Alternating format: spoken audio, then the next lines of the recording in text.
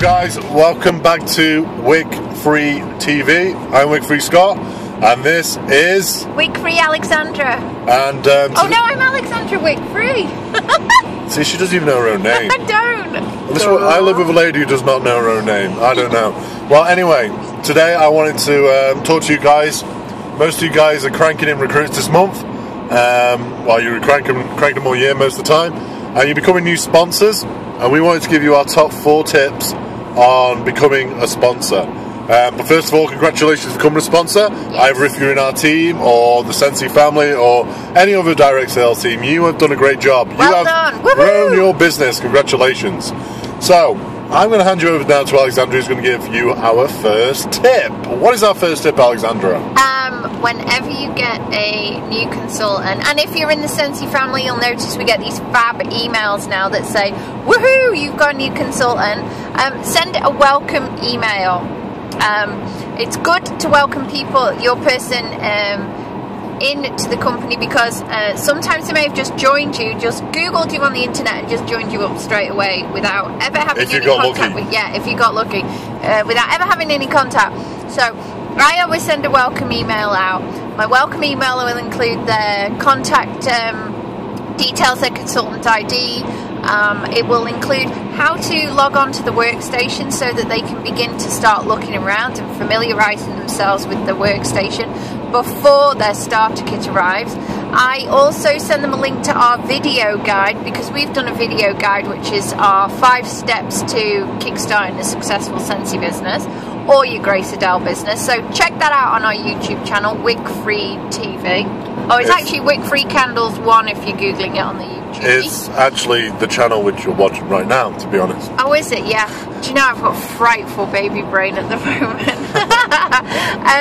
What else do we have doesn't know her own name, doesn't know her own YouTube channel. I know. So on my welcome email, I also include an electronic starter guide. I don't think you should be waiting 5 or 6 days for your kit to begin starting your job. Remember, your new consultants are absolutely excited, so the faster you can send the welcome email, the faster you can send them some details, the faster you can get them working.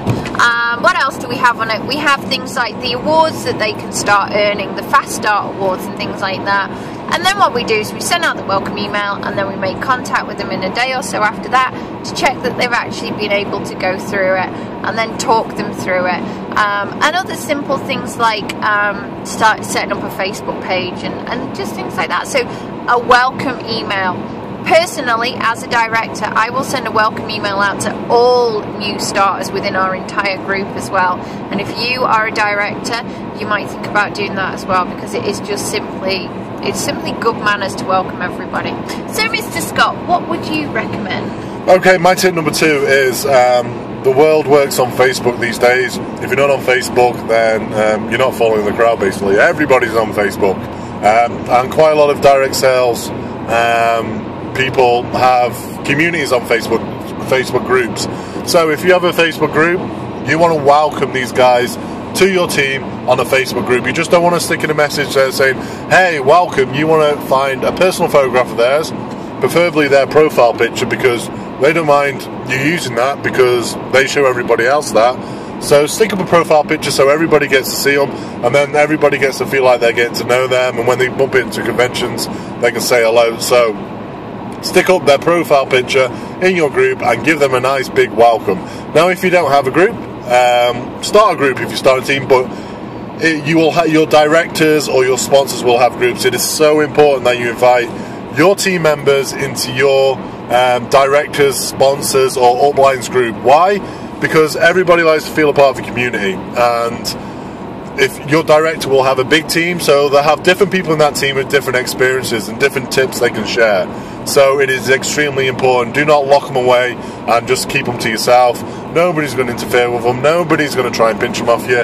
It's so important that they get to see the information everybody else is getting. That way they can grow their business, and that way you're going to grow your business. So that's my tip number 2, is welcome into their Facebook page with a picture of themselves saying hello. Now, what's your next tip, Alexandra? Has anybody got anything for my double chin? This is terrible, this video angle. I have 30 minutes on a treadmill every single day. Yeah. I was thinking more of a bulldog clip.